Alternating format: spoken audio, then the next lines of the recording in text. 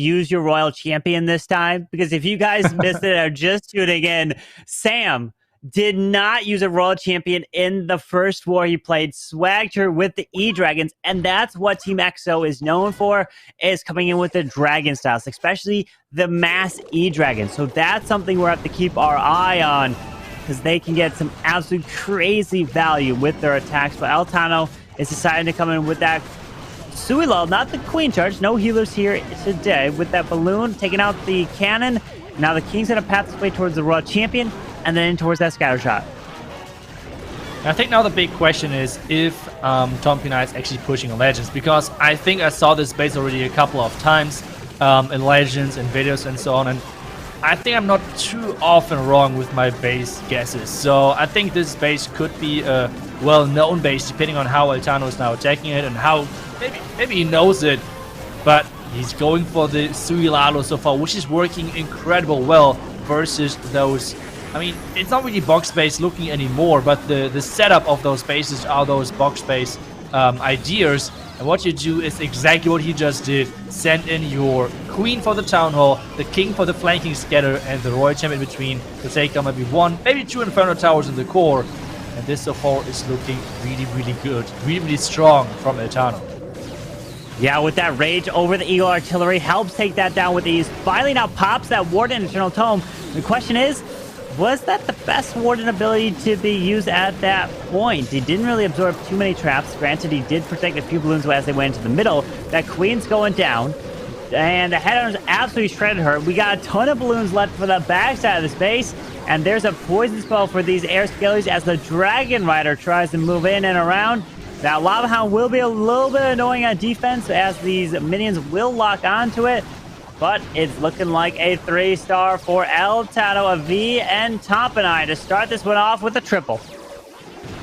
Yeah, that's right. Such a beautiful attack. And maybe that's the reason why we see less and less of those box-style bases in higher level competition, because those teams by now know how to counter them, how to approach those spaces, and that's exactly what we have seen right there. A beautiful Sui Lalo approach on this setup, with pretty much only having to use the King, the Royal Champion, and the Queen to take down the defending Queen, defending Scattershot, defending Town Hall, ruining out the Clan Castle, defending Inferno Town. So you see, the list is quite long for what he has invested. And then the pathing was really nice as well. The Lalo, we all know those top players can really nicely use those Lalo skills. So a beautiful attack to start this match off. Absolutely gorgeous to start off with a 3-star when you're in the lower bracket. That's the key. You lose this, you're out. The pressure is even greater. You have to focus here. And El Tano with a beautiful triple for VN Tompinai to start this one off. But can Team EXO answer? And my guess is some sort of mass E-Dragon attack to start off.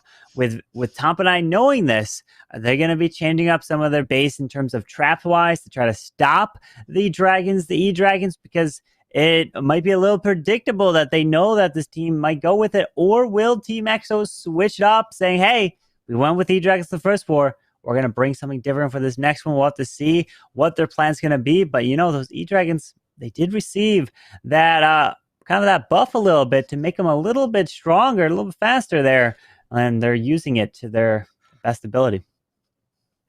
Yeah, and I think this movement is always kind of underestimated, because what this does is it's boosting pretty much every single other stat as well, right? Because they're quicker to the next defense, which means they're dealing more damage in theory. Then as well, they're like quicker to defense, which means they're taking less damage as well, because they can quickly take down other buildings. So overall, like, changing the movement is one of the most impactful stats for a troop in general. And that's exactly what we said, what we can see. Sam is coming in with the next Electric Dragon attack onto this base. And the question now is, how many air skeleton traps are we going to see on defense now for Rigatoris?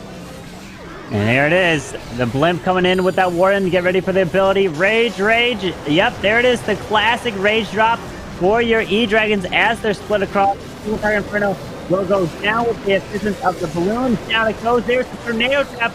And some E-Dragons do make their way to the Town Hall as he's pathing his way through the core of this base. And he's got the King going up. There's the freeze onto the multi, trying to keep this frozen to protect him. There's a free. Oh my goodness, the chain! Took out the single target on the backside. That is just crazy how much value those Legend Dragons can have if they get those chains in. And at this point, again, he has not deployed the Royal Champion yet. He doesn't need the Royal Champion again. No. Oh, he finally does. Okay. Just for the good manager. Yeah. Oh my. Jeez. There's the poison onto the RC. It almost seemed like he didn't need this Royal Champion yet again. Down that goes, and he just makes this look so easy with E-Dragons. Just crushes these bases. What are we watching? What a hit from Sam. Gorgeous attack with the E-Dragons. Like we said, E-Dragons where they play for Team XO, and they show exactly how to use them here. Yeah, it's just crazy how powerful they are if you can really master them. And you have said it, in theory, it's a nice and easy strategy to pick up, but it's pretty much out of the other strategies to get to the highest level and get that so consistent in. I think it's not easy as a lot of people are saying they are, because, I mean, if it's that easy, anyone could use it, right? But it's definitely not the case, because that's not what we are seeing. So really nice use from Sam right there. And, well, with this, it means both teams are starting off strong. The question is, who can get this first defense to put up the pressure? Because so far, I feel like pressure was a big factor in most of those matches, especially now with the tournament life on the line for those two teams. It can have an even bigger impact. It is. Every single small thing you do is going to have a huge impact, especially. It can be off by one tile, and it could cause you to fail. You drop it differently, and it could be an overwhelming 3-star because of the pathing of your king or queen and the value that they will get. So now, Tompinai, we saw the 3-star from El Tano to start that one off. Now we're going to see the next attacker, who I wonder who, Michuo or Rigatoris, or we'll have to see who wants to go. And I know Amulalan was the final attacker for Tompinai to come in for their team, so maybe he closed it out yet again. Granted, a lot of these times, some of these teams, they can switch up a lot of their attacking order, but then there's other teams that we've seen, especially like Queen Walkers, that they've just stuck with their same order every single time, almost like no matter what. So it's really interesting to see kind of the dynamics between the clan members in their team, which you've talked a lot about. Yeah, that's right. And coming back to like whoever is most likely going to attack next, I mean, we have kind of like the possibility of taking a look at the attack order, at least what the teams have told the admin teams for the face cam. So in theory, we should be able to see Rigatoris hitting next. Let's see if that's going to be the case.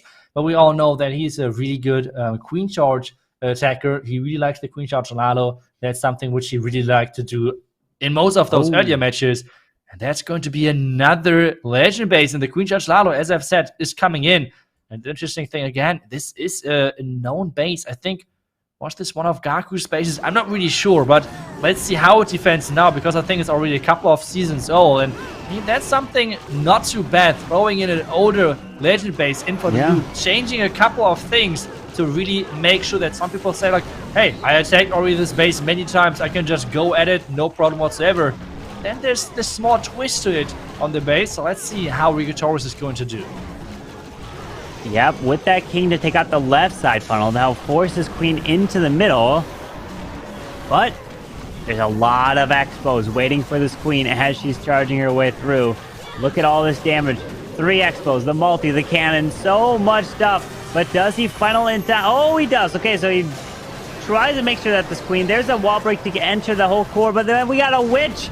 Oh my goodness, there's a double witch CC out here, which will easily be able to go down with that poison spell. But that could have been a toxic CC to deal with if he wasn't ready for it. Yeah, and the interesting thing is he's now used, I think, the Flame Flinger somewhere. Yeah, on the far left side. Eagle is going down nicely. Now the question is, how good and how much impact can the Flame Flinger have? Because we know the Flame Flinger is going to stay alive for around about 2 minutes if nothing is shooting at it. And he used the Flame Flinger kind of late, so he's not going to get the entire value of the Siege Machine, which is always a risky approach, to say the least. And starting off the Lalo, interesting enough, Lalo, or like the Hound, really late. Had Tano in the vulnerability, the Queen is staying inside this core alive. wait a second, that scatter is switching onto the loons, which could be a big problem. Yeah.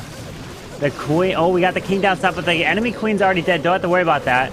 The multi-target Inferno on the top side is still up. He sends a few balloons to go up for it. But these balloons all kind of got picked off. But look at this. He's got plenty, and he is gonna get it. Rigatoris, he is comfortable as can be. And that Flame Flinger doesn't even open up. What an attack from Rigatoris. Is he just eating while attacking? That's crazy. That's crazy. But yeah, he's getting things done. 100% for a really nice attack onto this base. And yeah, it did not work out for Team XO throwing in this older base into the mix. And so far, again, both teams are starting off strong. But the question now is, again, can Team XO make things even with this next attack? I think if they follow up follow the attack order which they have used so far, we're going to see Papa Mogambo again with the Electro Dragons. That's his thing. We already talked about that. And let's see if it's going to look as easy again as before. Right? Yeah, he's tripled before, and they're making it look easy with the E-Dragons.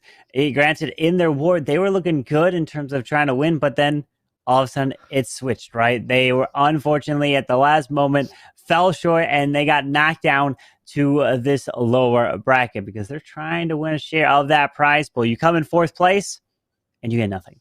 It's only the 1st, 2nd, and 3rd place is for the payouts, but can the E-Dragons get their value? If it is E-Dragons for the next attack, let's keep our eye on the hero value, right? Where are the heroes going to go? Off to the sides with those E-Dragons, and especially those free spells in the core of the base is what makes a huge difference to keep those E-Dragons moving through. Yeah, for sure. Especially seeing, like, one thing for me, which is really interesting to see how the skeleton traps on defense are getting set up. Like, did Tompinai really say, okay, they're going to use those dragon attacks quite a lot? Or if they said something different. So this setup right there is looking like really good, like from the top side with Electro Dragons, because both sweepers are pointing in some other direction. The question now is, for me, is this baited? Because, I mean, it looks kind of obvious, at least for, like, to me, because both sweepers are not pointing in that direction. So is this baited? That's the big question. So far, though, no air skeleton traps. And there he goes with the E-Dragons making a path into the middle. He's taking the risk. There's the freeze onto the air or the scatter shot.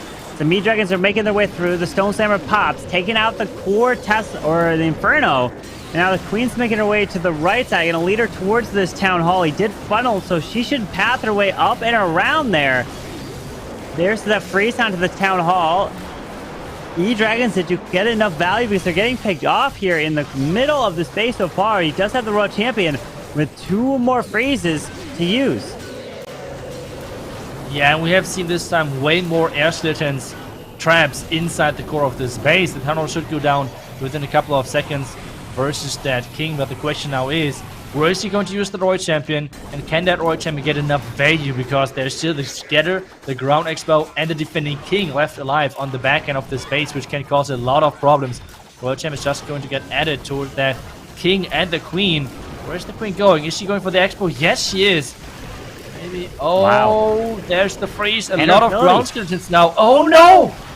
Oh. He dropped the freeze into the grass, and that's not a good thing for him. But can he still make this work? I mean, the Royal Champion ability and the Queen ability? The Queen ability can take out the enemy King, which is huge. That'll clutch up that, so the Royal Champion doesn't have to worry about him as she makes her way around, but her ability will have to be forced. Oh, it can be forced on something other than the scatter shot. Down goes these Teslas, and now she makes her way over to the Arch Tower. Air defense, then the cannon. Giant bomb does pop up. So this Royal Champion might just go down with a cannon, take her out. And I mean, we got enough health on this Queen, right? Royal Champion is gonna die, but it is going to be a 3-star here for him. Gonna take out the cannon, the final few buildings, and GG. They need a 3-star, and they get it indeed to keep pace in this war. Yeah, there's the last building going down. Really nicely done. I love the reaction, the face cam. Really good attack, and this means another 100% for Team XO to Make it even again. Make it even for both teams. Both teams are starting off with 6 stars and really showing they do not want to be the first team eliminated in this competition, in this World's warm-up tournament.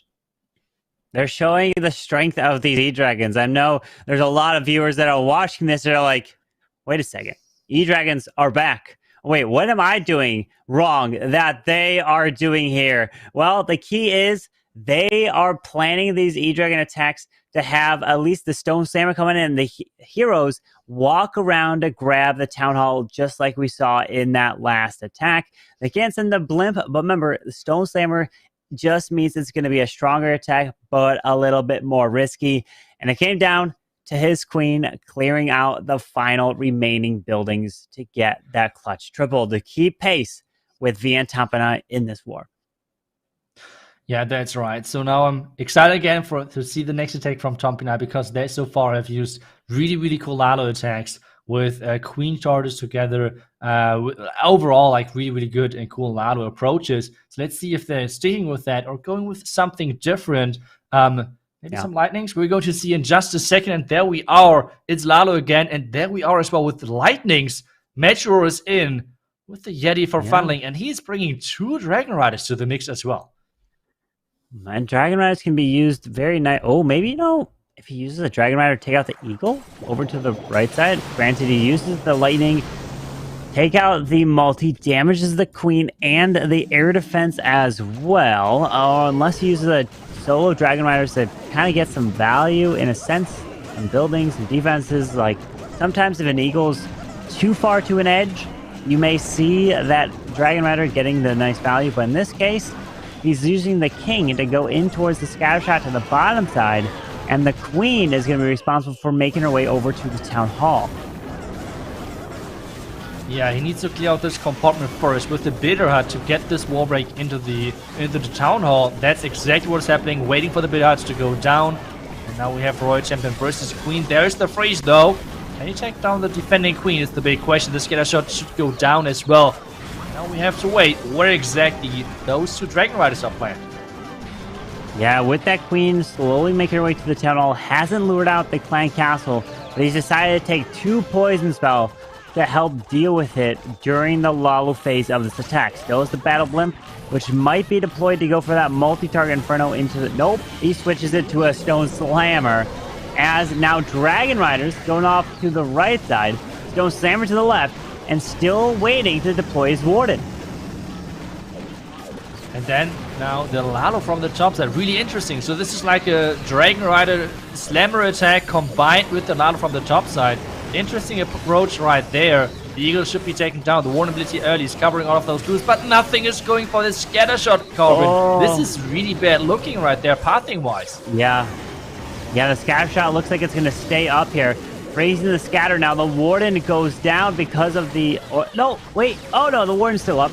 I thought I saw the Warden was gone. The King's health was taken out a while, but the Headhunter did run over to the Warden, which I was a little worried about, but the poison spell helped actually clear it with the invisibility for these Dragon Riders. He's still got actually 3 Dragon Riders to make their way around this base, but the traps, the air defense, tassels, and the scatter shot might just be too much.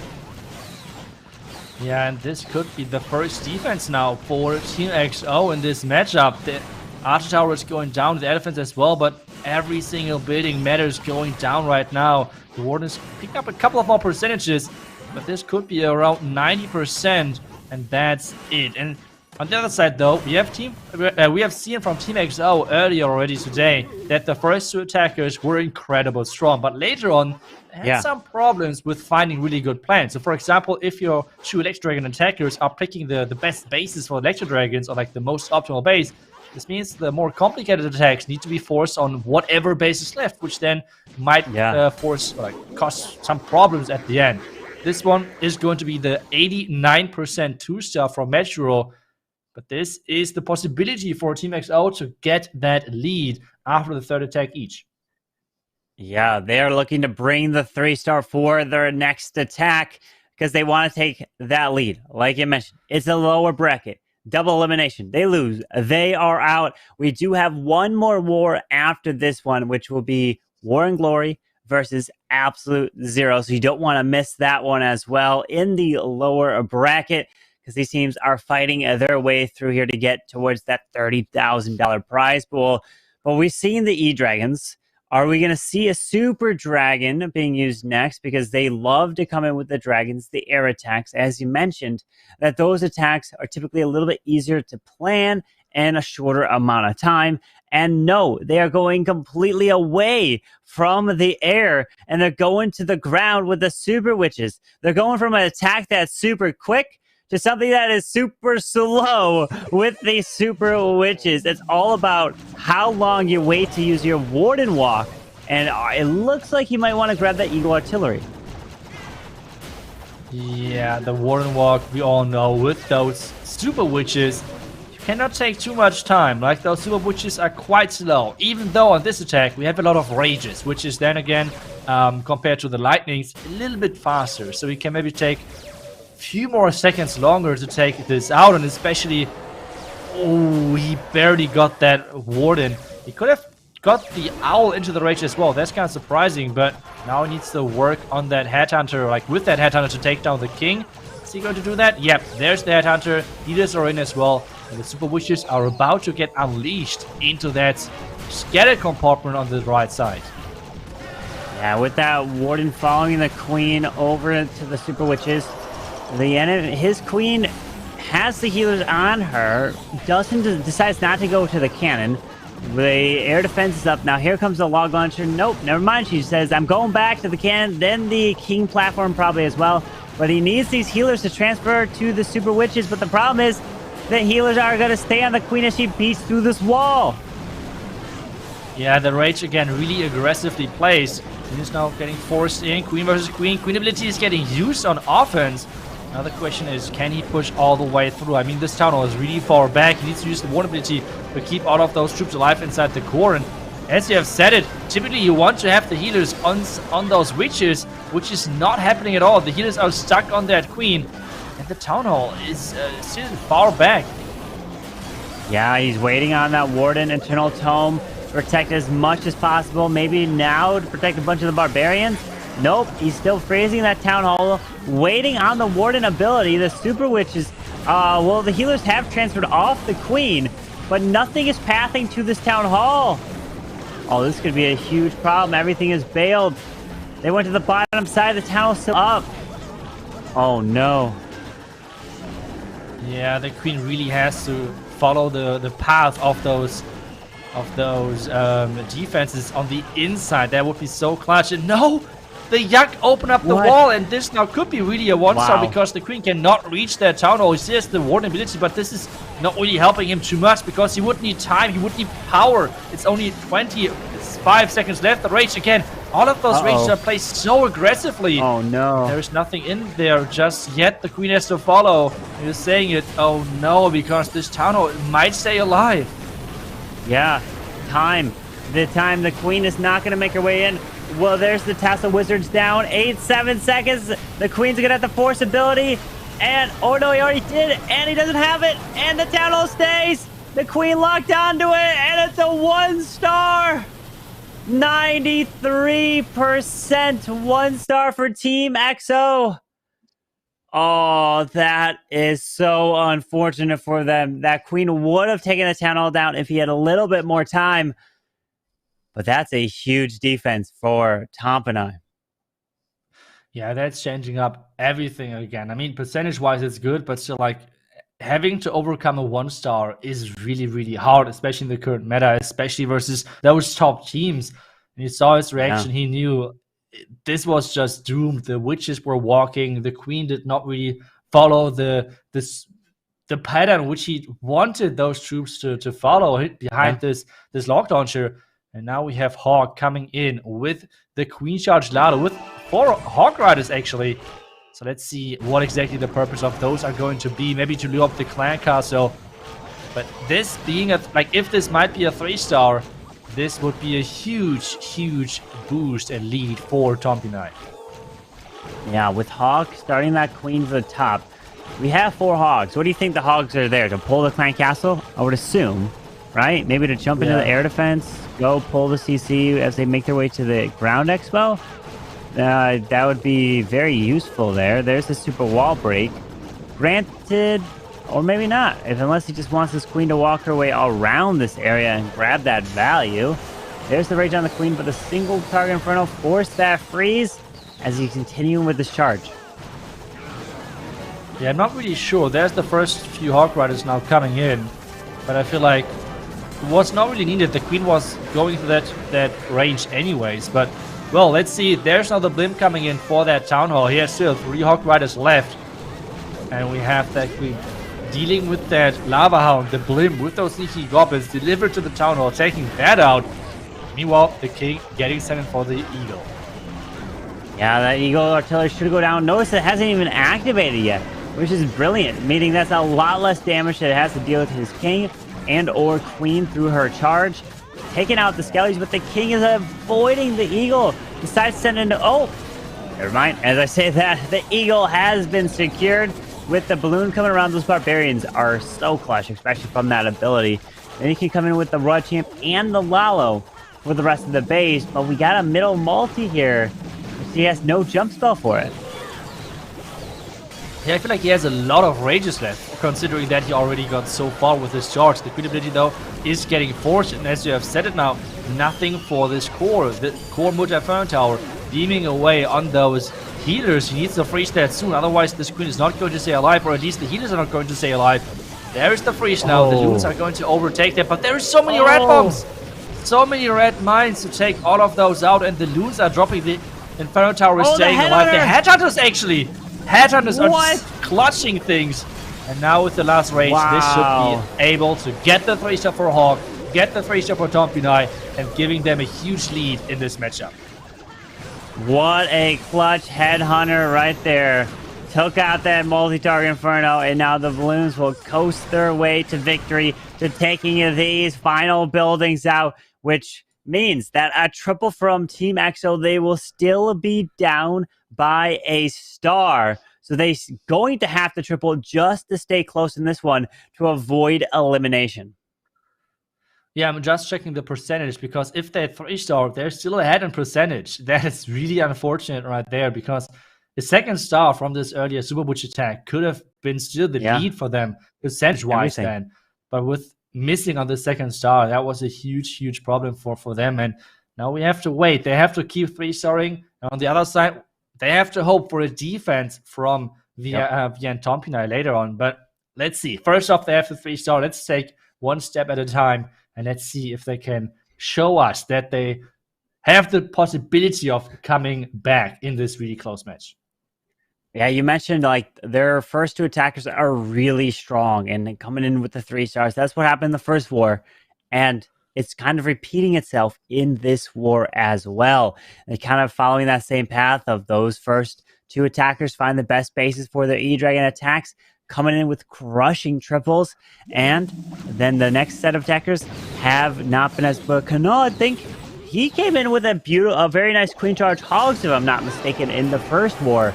So I'm definitely believing he should come in with another beautiful attack here. Let's see if he can do it, because Team EXO at this point cannot afford anything other than back-to-back triples. That would be clutch, and I think he's right now doing a Queen Charge with 4 healers only. I think he only had 4 healers in this army composition, which is kind of crazy. Like, doing a Queen Charge Hawk Rider, I feel like 5 healers is just so much more safe, but let's see how exactly he's going to approach this. He's trying to, I think, funnel the king into this multi-Inferno Tower compartment and use those wall breaks to get the queen into the eagle. Then later on, use those Hawk Riders maybe around the right side. But so far, the queen just keeps charging in.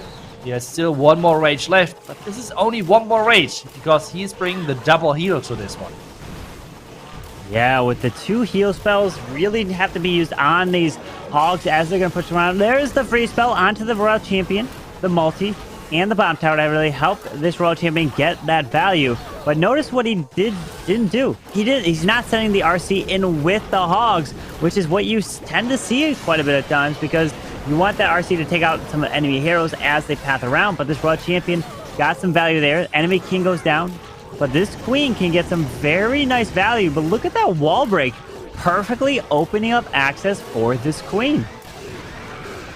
Yeah, and he's actually starting with the Hawk Riders now on this left side, which is kind of surprising because this scatter shot in the core, nothing can reach it. Maybe this last wall break is for that. We have to see and wait. King now is getting used at the top side to get pushed into that scatter compartment to tank for the Hawk Riders. There's the first heal spell. The Queen is trying to create this pathing which those Hawk Riders need. But the King not walking inside, but at least he's taking that scatter. The freeze for the defending Queen, and all of those Hawk Riders, we can see it, they're kind of low on hit points, and still nothing can reach that core scatter shot. Yeah, but that Queen is tanking the shots from the score scatter shot, which is going to help these Hogs not get hit. And we got the Wizard Tower going down to the King. We've got the Hogs making their way around. Oh, Queen's ability is forced. Healers are going to go, but the Queen got that value. Healers did their job, and it's looking like a 3-star here for Granola Team XO. Beautiful attack. He knows exactly how to use these Hog Riders. The Queen Charge Hog gets it done yet again. That was truly impressive, I have to say. I was really doubting like if this Queen or like if those Hawk Riders can actually make it. But that's like the thing, when you really can master those strategies, that's so impressive, especially if it's like a not really meta strategy, I would say, because we are seeing so much Lalo, we're seeing so many Electro Dragons, Super Dragons, for example, but not too many Hawk Riders. But so far, he was really successful with them, especially using it for healer charge. I would have never thought that this could possibly be possible, but he made it look easy. So really, really nicely done. Yeah, I mean, you're going to see the other pro teams being taken a look at, especially a lot attacks from Team XO, these Hogs, and the E-Dragons for sure, because they're showing that E-Dragons are super strong. They have so many benefits in terms of potential advantage on time. But granted, a lot of these pro players have their attacks that they know the best. And when it comes down to it, you probably may see them stick to the attacks that they know the best, because if something goes wrong in an attack, if they have so much experience in that attack, they know exactly what to do and how to fix it. But here we go. Amualan to close it out here for VN Tompinai. A 3-star, you lock it up and you eliminate Team XO.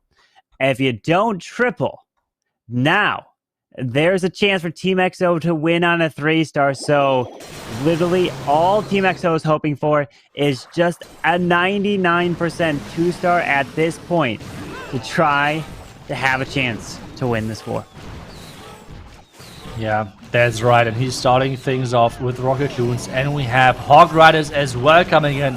I love it. That's so cool to see that those Hawk Riders are getting some love. I remember already last year we had this small Hawk Rider buff, and so many people were excited, but not too many people used that Hawk Rider troop at the end, which was kind of fortunate. So now seeing those top players really using those Hawk Riders now again, super excited.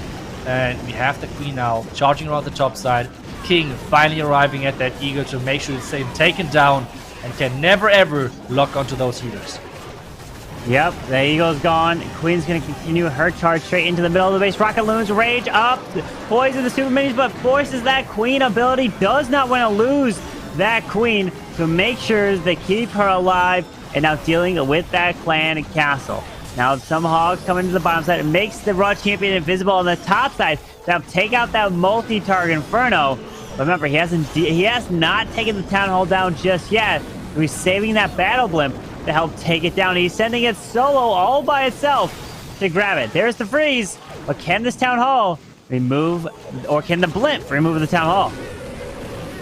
Yeah, I think it should be possible, but it was so risky to have this approach from the Town Hall. He's now freezing for that Queen to make sure that she's staying alive. He has no heal spells now, if I see this correctly. So those Hogs have to deal with the rest of the base without any heals.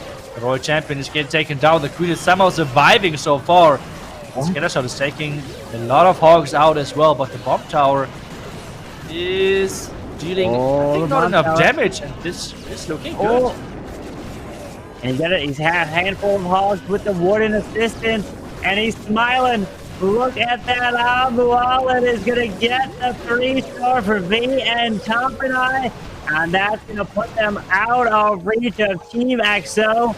at a 14-star performance. We've been seeing so many 14-star performances here today, which have been winning these wars. And the best Team XO can do is 13 stars.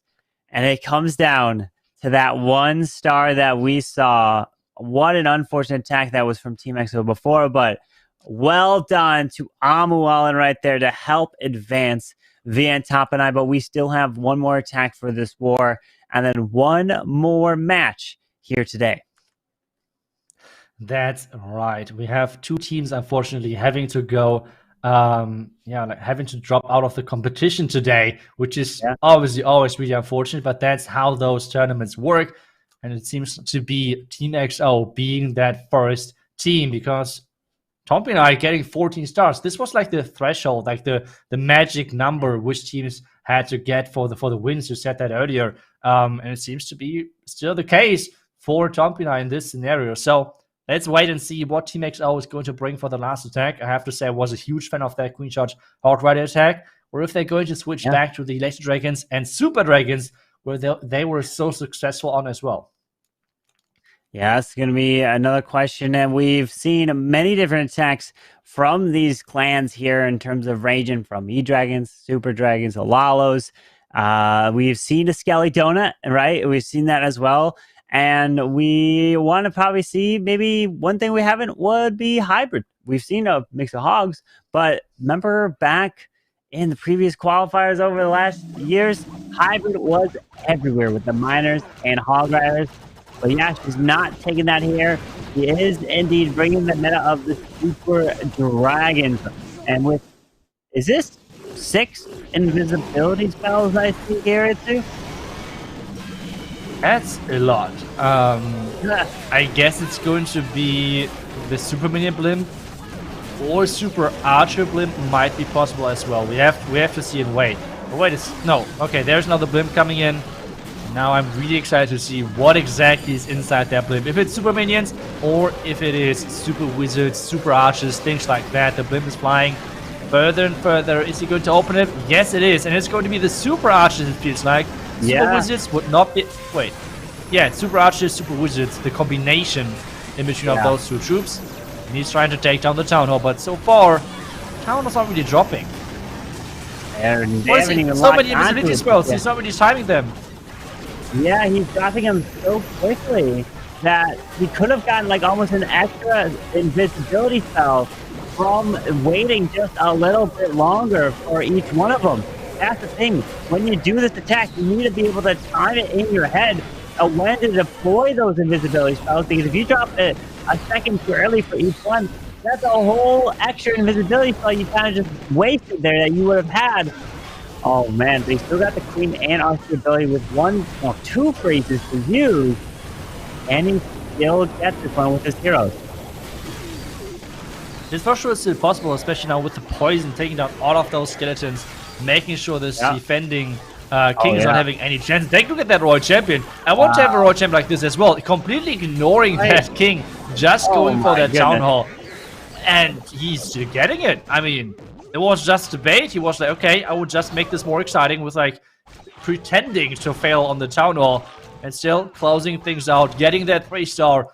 And as we have said, it is not going to be enough. 13-14 is going to be the final result, and this means Tompinai is going to survive that day and going to move on to have some more matches next weekend. On the other side, though, Team XO is going to drop off the competition today. Yeah, beautiful performance from V and Tompinai. They're pulling away with 14 stars to advance in the lower bracket. Yeah, they did lose their first war against Queen Walker Stephanie, but they stay alive here. They win by stars, lose by percentage, and it was that 1 star, that Team XO had that cost them this war. Yeah, that's right. But I think just taking a look at all of those stats, we see only 1 attack failed on both sides. But on the one side, like they would have actually gotten the percentage, but it would have just needed to be like a 2-star. That's everything what they had to go for, and was really unfortunate. Metro, though, on the other side, not getting it done, but still was an incredible match from both sides. And I really want to take a second look at the winning attack from IBLN. I already said it. I love those Queen Shot Hawk Rider attacks, and just seeing them now twice in this match made me really excited. So let's take a look at how exactly he broke down the base, how he approached this base, what the idea of this attack was, because I think Queen Shot Hawk Riders are not that common anymore, so really, really cool to see them. And I feel like with Hawk Riders, you're really flexible in how you approach the base, sending in whatever, like a blimp, splitting off your Royal Champion, as you have mentioned. So I think we should jump into that replay as soon as we are ready for that and let it play. And there we go. There we are with the Hawk Rider attack. We have 5 healers this time. He's bringing quite a few of Rocket Loons, making sure that he's not having to bring any wall breakers whatsoever, just trying to abuse this channel. And with this, he's able to bring even a couple of Valkyries. Now you're wondering, why exactly is he bringing Valkyries? Well, this has an easy reason. The reason just being that a lot of skeleton traps are getting placed against like a king, which is diving into a certain compartment. And you want to counter those skeleton traps with those Valkyries. But we're starting things off with even lightnings, taking out the scatter shot, which would be not able, like he would not be able to reach that. So instead he has to take it out. And we see now the king diving into this bottom compartment, and that's exactly where he has to use those Valkyries to help the king getting through any skeleton traps, because the Yak already got changed a while back, where this damage of the Yak is no longer splash, which means skeleton traps are a really big problem. So sending in the Valkyries, supporting that king at the bottom side, sending in more Rocket Loons around the top side to finally push her in and use now the Royal Champion right into the Tensor form to take down the Multi-Inferno Tower. With this, the Queen has nothing to worry about. Nothing which she cannot reach is out there, which means scatter shot taken down from the Lightnings. Top Multi-Inferno Tower is about to get taken down from the Royal Champion. And with this, the Queen can walk the entire channel, make sure that she can take down the Expo, take down the second Multi-Inferno Tower, and only this 9 o'clock side is left. Where now it's like a big question, okay, why is not sending Lalo? You can see the sweeper. The sweeper behind the Tano is a big problem for Lalo or any other air follow-up. That's why he's using actually ground. And Hawk Riders are the obvious choice. There's no specific pathing, so hybrid is not really like an option. Instead, it's just the Hawk Riders, sprinkling some of them in on the right, on the left, just to make sure that the Queen is staying alive. And now the blimp taking down really nicely that Tano, because again, he's taking down everything really surgically, which the Queen cannot reach, which was the Inferno Towers, the Scatter Shot, the Town Hall. All of those are getting taken down by something specific, like spells, like a blimp, like the Royal Champion. And now those Hogs, even though there's a bomb tower, they do not care, because it's just too many of them, not enough giant bombs. So really cool plan, which is leading into a nice win for Tompinai, making sure that they're surviving today, keep staying in this tournament, and sending Team XO home out of this tournament. And they're going to have to face next week in the bottom bracket whoever clan they have. I'm not really sure to face. I think it's going to be something from the top bracket. We're going to take a look at the bracket in just a second. But overall, beautiful attack from IBLN, and that's where we are in the bracket. So we can see Tompinai have to face the loser of